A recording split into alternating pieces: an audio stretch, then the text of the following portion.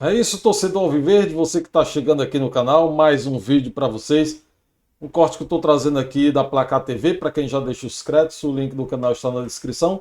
E antes que eu solte o VT, já aproveita esse tempinho para fazer a sua inscrição aqui no canal, ativa as notificações, claro, comente à vontade a respeito do vídeo, que hoje temos o Palmeiras mais uma vez e tem novidades, né? Avanço aí de negociação e que você vai ficar sabendo aqui, a Isa traz tudo para a gente. Então você pode ficar ligadinho aqui que eu trago sempre as novidades quando aparece, que o canal conta aí, eu faço o corte e trago aqui pra gente ficar atualizado. E eu venho avisando, né? O Palmeiras, desde o ano passado, o Palmeiras está vencendo com placar magro, o que é bom por causa dos 3 pontos, sim. É importante? É claro, o importante é os 3 pontos. Mas sempre uns golzinhos a mais é bom, porque a gente viu aí na tabela o Bragantino com a mesma pontuação do Palmeiras, mas está à frente por causa dos critérios de desempate, 9 gols de saldo, enquanto o Palmeiras tem apenas 3 gols, né? 3 partidas, 3 gols de saldo. Não tomou nenhum até aqui, então com os 3 gols, ou seja, o Bragantino tem 6 gols a mais. Só ontem fez 5. Só ontem foi 5-0. Mas o importante, claro, é os pontos. Só que esses critérios de desempate pode trazer aí algumas consequências depois perder alguma posição. Mas vamos ver o que a galera está trazendo aqui para a gente, porque as novidades do Palmeiras, claro, a análise da Isa em relação ao jogo, e vamos ver também a opinião aí dela sobre negociação, sobre o mercado que está chegando aí do Palmeiras. E Mirassol, Isa, como é que foi a história desse jogo? Vamos lá. Olha, mais um jogo em que o Palmeiras vence por 1-0, né? Um jogo que o Palmeiras não sofreu muito. Mais uma vez, um time bem alternativo também. O Abel não tem escalado todos os titulares juntos. Esse cara aí que acabou de chutar, o Marlon Freitas, é o nome do Palmeiras até aqui, nesses 3. Ele não esteve relacionado contra o Santos, né? Mas quando esteve em campo, é impressionante como ele tem uma qualidade, assim, ele é um jogador inteligente, tem uma qualidade de passe absurda. E você vê não é o que Pelé também, né? Não, sim, mas eu tô falando dentro do que a gente tá vendo até agora do Palmeiras. Mas ele é um jogador diferente. Ele não é um Pelé, mas ele é um jogador diferente. Excelente contratação.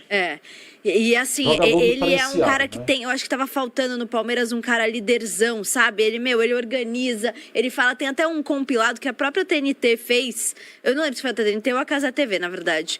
Dele ali em campo. E ele, organizando, falando com os jogadores, falando sobre posicionamento... O passe dele, que é de muita qualidade. Então, assim, o Palmeiras ganha muito com o Marlon Freitas. Foi um jogo, assim, morno também, como os outros 2 da temporada. O Palmeiras não sofreu muito. O Palmeiras teve algumas oportunidades interessantes. Quem fez a diferença mesmo foi o Flaco Lopes, que estava no banco de reservas e entrou para definir o jogo. O Vitor Roque não fez uma grande partida, né? Ele que estava lesionado. Verdade. E aí ele saiu sentindo dores. O Vitor Roque tá deixando a desejar nesse início de temporada, né? E falando nesse também aí, ficou barato para o Mirassol. Muitas entradas que poderia ter tido cartão e não teve. Inclusive, teve uma entrada aí de um jogador do Mirassol que o cartão foi invertido, né? O cartão foi dado a Abel e era para ter sido dado ao jogador do Mirassol. No joelho também, não sei se a questão física pesou nesse sentido para ele.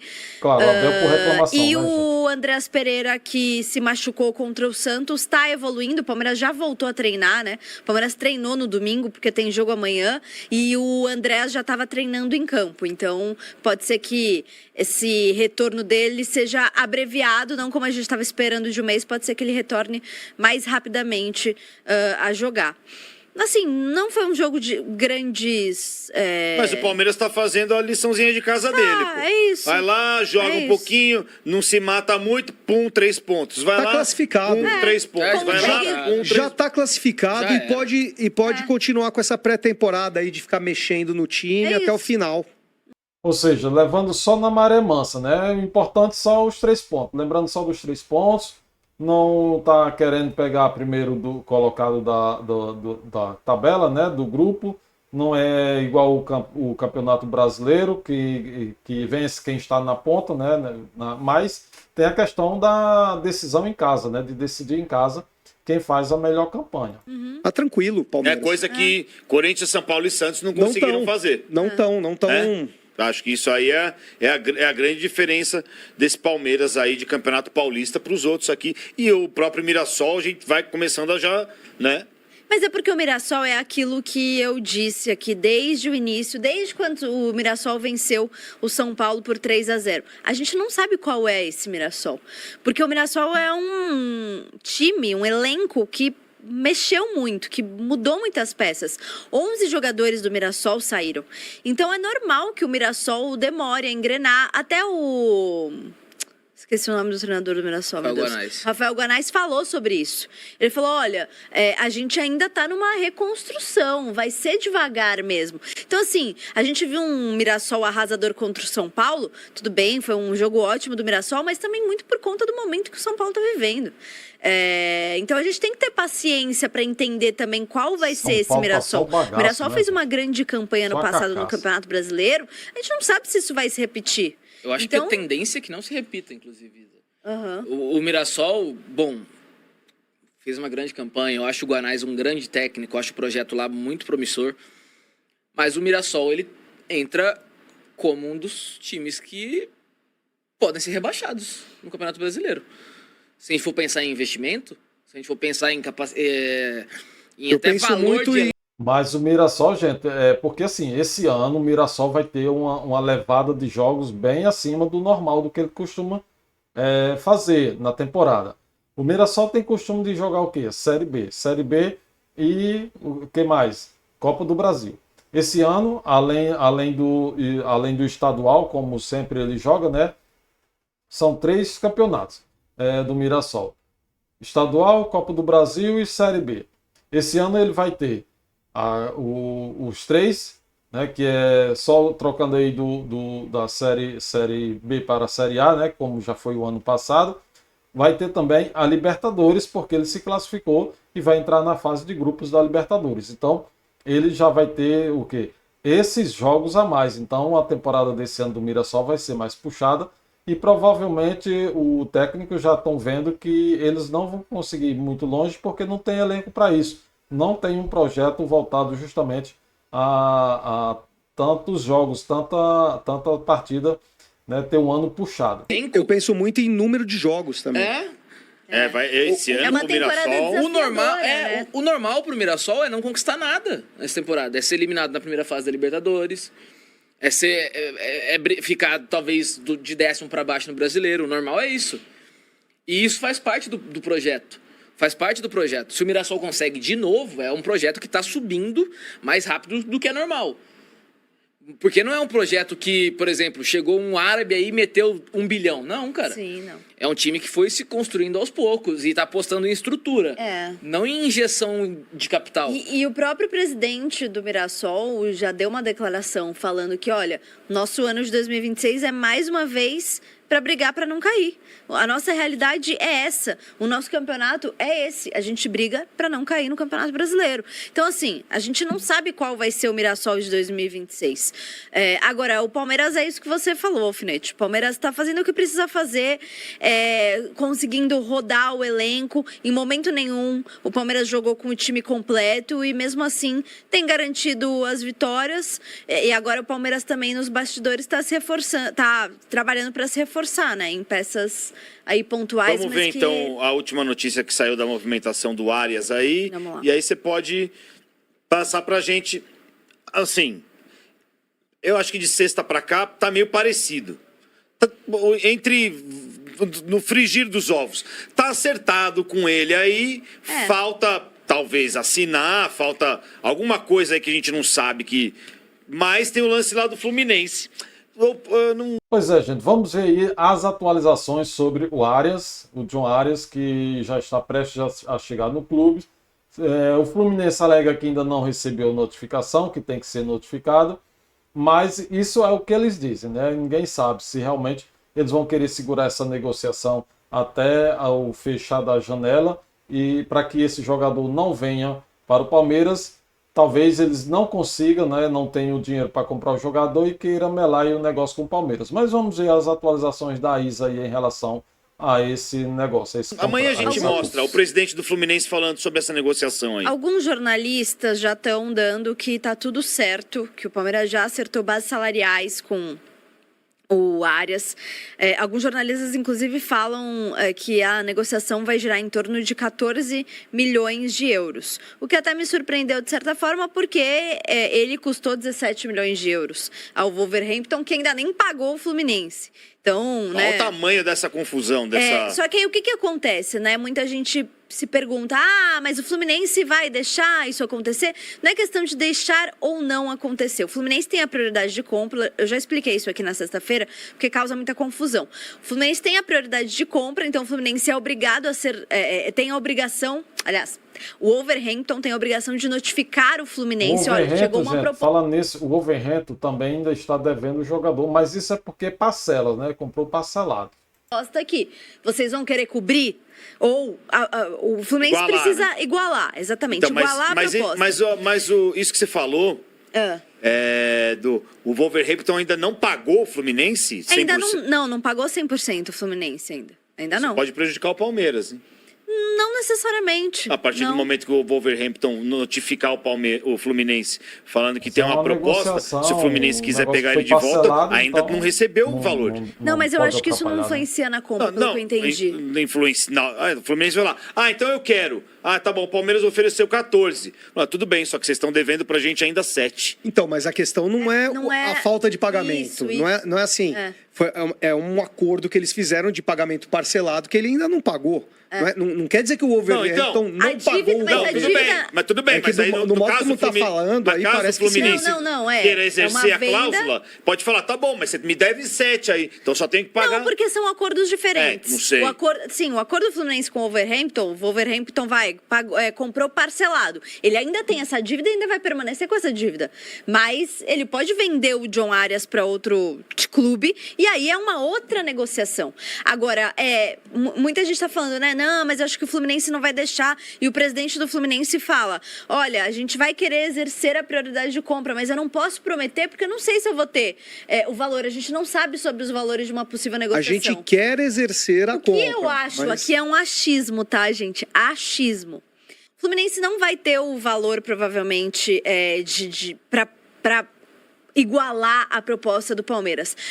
Eu acho que se o Fluminense tivesse esse valor, se fosse realmente ficar com o jogador, ele já teria botado para frente, a negociação para frente. Eu acho que se ele não liberar, ele vai fazer assim, dificultar, a questão de dificultar, vai deixar para dar uma resposta no apagar das luzes, para que o Palmeiras também fique sem um jogador, já que ele não vai trazer, já que ele não vai conseguir ficar com Arias, o Palmeiras também não. Mas vamos lá, vamos dar continuidade aqui e ver a opinião da Isa. Até porque se o Fluminense tivesse a intenção de exercer a prioridade, sabendo do interesse de outros clubes, poderia ir lá e já fazer a proposta. O Fluminense já poderia ir lá e falar, olha, eu tenho X mil, eu quero exercer a minha prioridade de compra. Por que o Fluminense precisa esperar algum outro clube fazer uma proposta? Então, assim, eu acho que faz parte do jogo também. A torcida do Fluminense não quer ver o Arias em outro clube do Brasil. Então, faz parte da função do presidente do Fluminense dizer que vai dificultar a negociação. Mas eu acho que, no fim das contas, isso não vai acontecer. Então, o Palmeiras também estava esperando algumas vendas acontecerem também para entrar dinheiro em caixa, né? O que está rolando. O Facundo Torres vai voltar lá para os Estados Unidos. O Facundo não deu certo. Esse foi bate-volta, hein? As negociações do Palmeiras ano passado são bem discutíveis, né? Tanto que alguns já estão indo embora, né? O Mikael já foi embora, o Facundo Torres vai embora. Emiliano Martínez não deu muito certo também. Ele vai ter essa temporada. O Aníbal, mas o Aníbal chegou antes. Mas o Emiliano Martínez também ainda não conseguiu se firmar, tanto que o Palmeiras busca um jogador para a posição dele. O Luigi deve ir também. O Luigi é um jogador da base, ele deve ser vendido vendido. A gente não sabe quais são os clubes interessados, mas chegaram algumas propostas. Inclusive, algumas pessoas falam... Não, desculpa, tô confundindo as bolas. Mas o Luigi, ele é um jogador que deve ser negociado e aí entra nesse valor que o Palmeiras está querendo arrecadar com as vendas em 2026. Outra negociação que o Palmeiras está aí tentando encaminhar é a do Nino, né? Porque o Palmeiras precisa de um zagueiro, entende que é uma posição crítica e que é prioridade do clube trazer um outro zagueiro, para chegar jogando. O John, né, que hoje está no Red Bull Bragantino, deve ser vendido ao Zenit. O Palmeiras tem uma porcentagem do John, então isso pode ajudar o Palmeiras a facilitar a negociação com o Zenit e o Nino chegaria ao Palmeiras. Então, e por causa do John, Kaká fica no Corinthians.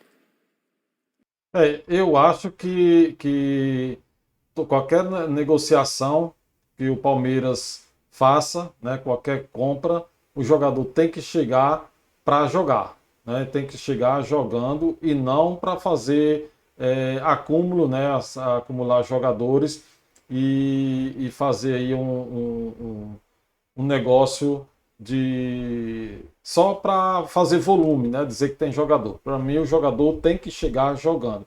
É bom ver o Palmeiras mudar, sim, o seu perfil de contratações.